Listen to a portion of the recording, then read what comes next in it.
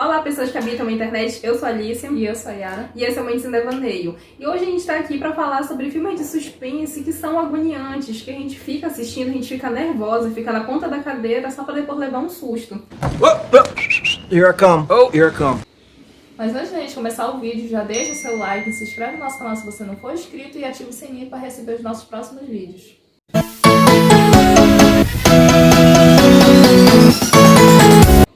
E o nosso primeiro filme é Animais Noturnos, que foi lançado em 2016 com a direção de Tom Ford. E o filme vai falar sobre a história da Susan, que é uma mulher de negócios de arte que é bastante ambiciosa e um tanto fria na forma dela se portar e como ela lida com as pessoas, mas ela é uma pessoa extremamente elegante. Só que, por mais que nesse mundo da fama em que ela vive um completo conflito com o marido dela, justamente porque não tem mais aquela intimidade como era antes e tudo mais. Não tem mais paixão. Não tem mais paixão, acabou a paixão aqui. E essa personagem ela é interpretada pela Amy Adams, junto com Amy Heimer, que eu acho que é esse o nome dele. Tudo bem.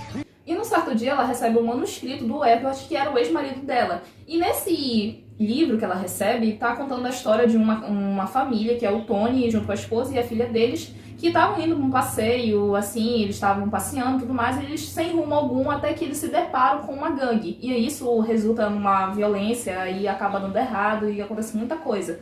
Só que a Susan, ela fica se questionando por que ele enviou esse livro pra ela, e de certo ponto ela já começa a ler o livro, mas ela vai se questionando mais profundamente e tentando lembrar o que realmente levou ao fim do casamento dela, fora as outras questões que ela tem certos problemas, não só externos, mas também internos, e ela fica passando, o filme na verdade todo gira em torno disso, em que ela tenta entender a si mesma e o que levou ela a ser o que ela é hoje.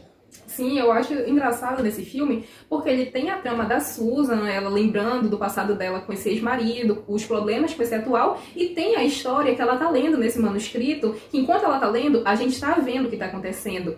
E o que é curioso disso é que a gente consegue se importar mais com o que tá acontecendo no livro do que na vida da Susan, porque é muito agoniante. Essa família, ela tá dirigindo lá pelo deserto do Texas, se eu não me engano, indo pra algum lugar que eu também não lembro qual que é. E nesse caminho eles encontram essa gangue desses caras que eles parecem tão nojentos, tão sujos, e eles literalmente não acontece nada. Eles que arrumam confusão, gerando uma... Sabe aquela agonia quando tu tá assistindo que tu não sabe o que vai acontecer, mas tu sente o tempo todo que vai dar merda?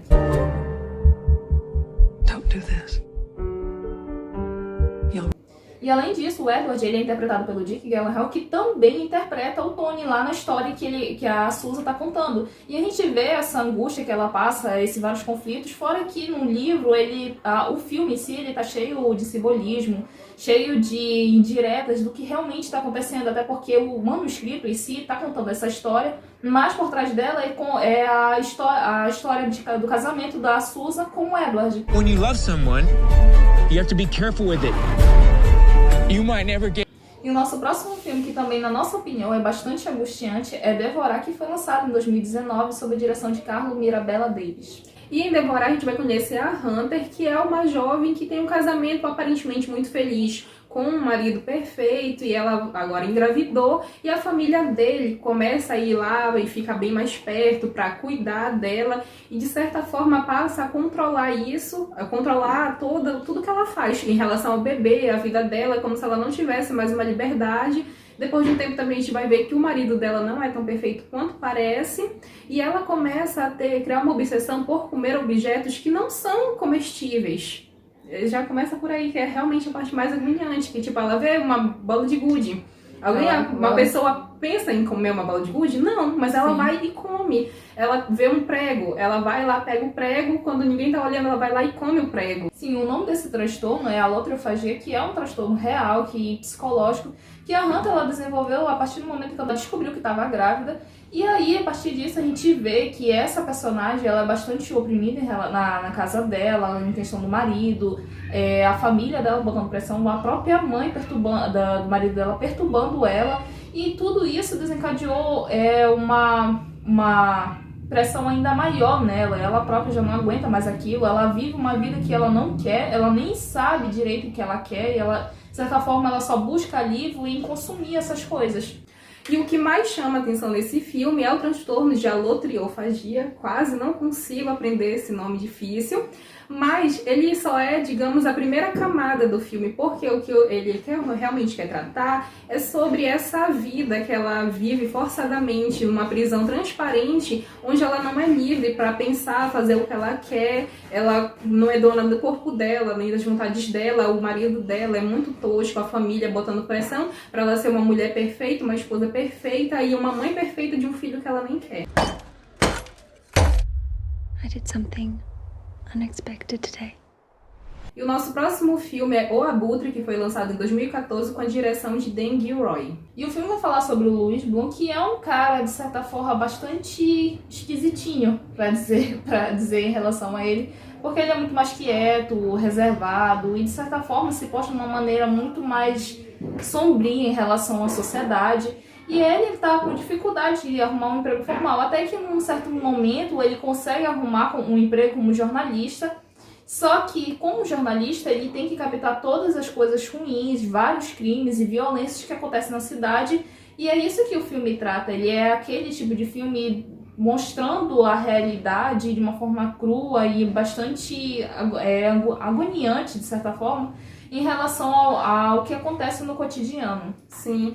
Até porque esse emprego que ele arranjou não é fixo, ele é freelancer, ou seja, ele tem que correr para pegar a notícia primeiro e tem que ser uma notícia boa para poder ele vender e conseguir dinheiro, porque senão, se ele não conseguir uma notícia, ele não vai receber dinheiro. E isso faz com que ele entre para esse mundo e literalmente vire um abutre, porque tudo que dá de errado, de acidentes, de escândalo, dessas coisas, ele vai estar lá junto com outros, e o filme vai tratar dessa mídia sensacionalista que pega tudo assim, antes, às vezes até chega antes dos policiais nas tragédias, mas não para ajudar, e sim só para captar, jogar para o mundo, ganhar dinheiro em cima da tragédia alheia. Sim. E aí a gente entra no campo da ética também, porque tem muitas coisas que eles fazem lá que a gente sabe que não é certo. Tipo, a pergunta é: o que você faria para conseguir chegar nesses seus objetivos? Porque tem repórter lá que muda até a cena de crime, cena dos acidentes para conseguir uma foto ou um vídeo melhor, faz coisas erradas para conseguir uma exclusiva com alguém ou algo do tipo.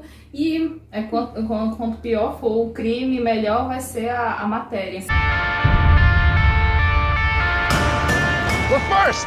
Go around, get a shot! E o próprio Jake Gyllenhaal, que é o ator que interpreta o Louis, ele trabalha bastante bem. Ele dá esse personagem bastante convincente em relação a essa sociedade bastante ambiciosa e, de certa forma, esses jornalistas que agem realmente como abutres para trazer o pior, que não é muito diferente da realidade. Enquanto a gente está tão acostumado a ver os jornais, vendo, de certa forma, várias notícias, uma pior que a outra, justamente só para mostrar a realidade nua e crua e a pior da sociedade. Sim, eu acho que tem muitos programas que são assim, sensacionalistas, mas eu sei que tem uns que são mais sérios, e eu tenho alguns que eu até gosto de assistir, mas tem uns que a vovó até assiste, que, pelo amor de Deus, exagerados.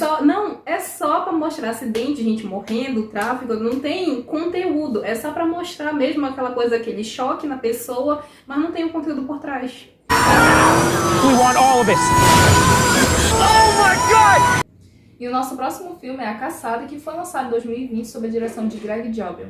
E aqui a gente vai ver 12 pessoas que acordam num lugar que elas não sabem onde é, e elas não se conhecem, e elas começam a perceber, depois que elas ganham armas, que elas vão ter que começar a se defender, porque dois grupos que estão divididos, que são chamados de A Elite, vão caçar eles, realmente, vão caçar humanos como se fosse bicho. Só que o foco do filme, ele não é os personagens, tanto que eles não são tão bem desenvolvidos, não são tão carismáticos, não é o enredo, não é a paisagem, e sim o motivo deles estarem sendo caçados e o motivo dessas pessoas acharem que tem o direito de caçarem eles. Sim, esse filme ele mostra assim uma realidade bem satirizada, porque a elite, ela se diz certa, ela se diz justa justamente para punir eles, por isso que eles estão ali nessa caçada justamente porque eles espalharam alguns rumores e eles estão lá meio que para ser punidos, mas só que é bastante hipocrisia em relação a eles, porque eles também não são certos, eles sim cometem muitos erros, até isso a caça a humanos é extremamente errada. Sim, e só porque eles são ricos, são de uma classe, digamos, superior,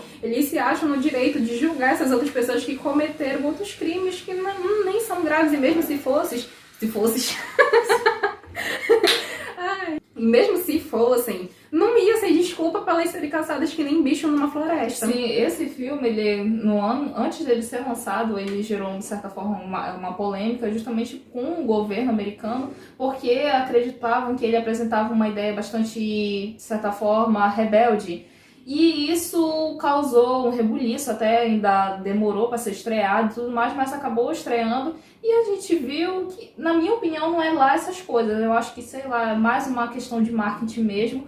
Mas é um filme bom que a gente considera bom porque ele apresenta essa ideia de a direita versus a esquerda, esse capitalismo todo e toda essa, como se diz, toda essa elite trabalhando de uma forma extremamente errada.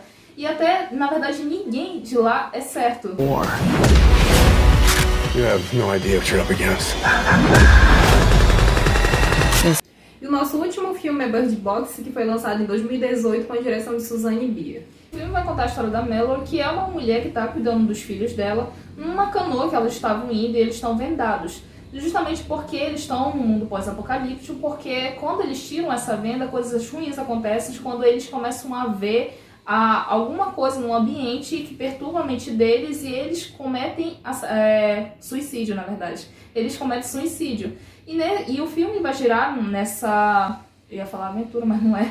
Nessa sobrevivência dela, tentando chegar a um refúgio em que eles acreditam que eles estejam seguros em relação ao perigo. Sim, essa adaptação eu achei ela muito boa porque ela se parece muito com o livro. Ela também vai alternando entre o presente atual, ia falar já, o presente e o passado, contando a história dela indo com esses filhos dela no Rio, e o passado, antes, quando ela ainda estava grávida, a distância emocional que ela tinha porque ela não queria ter filho, como começou toda essa loucura aí, que eles pensavam que era uma doença, e depois tinha gente falando que era a China que tinha jogado uma bomba de gás e fazer o pessoal se matar. Tava que nem a gente pensando que o corona nunca ia chegar no Brasil. Falar, tá lá longe, não vai chegar pra cá, mas chegou. Assim como esse outro chegou, que eles pensavam que era doença.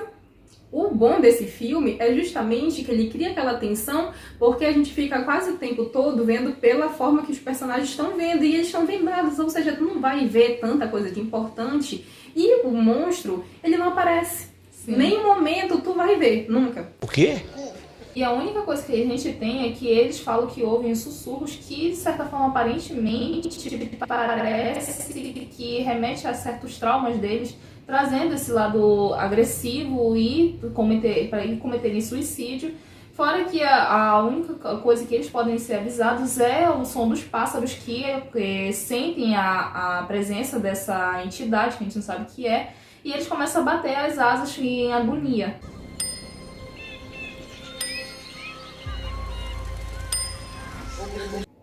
Então é isso, se você gostou do nosso vídeo, não esquece de deixar seu like, se inscrever no canal se você ainda não for inscrito e ativar o sininho para receber nossos próximos vídeos. E é isso, tchau!